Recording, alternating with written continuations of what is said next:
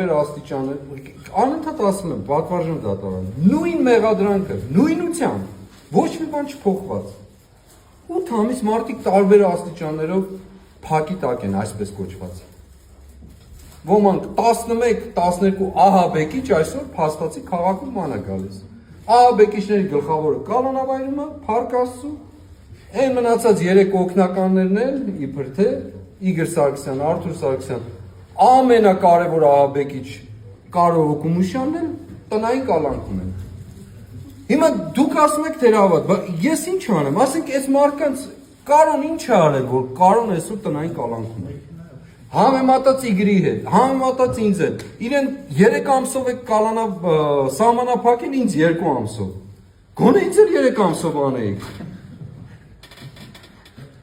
Սա եմ ասում ես, բայց սրանք հարցեր են, չէ՞ որ առաջանում են պարզ մարդու մտքի մեջ։ Երկրորդ, մեղադրող կողմը անընդհատ խոսում է, նոր հանգամանք չի բացահայտվել, որ այսինչը, այսինքն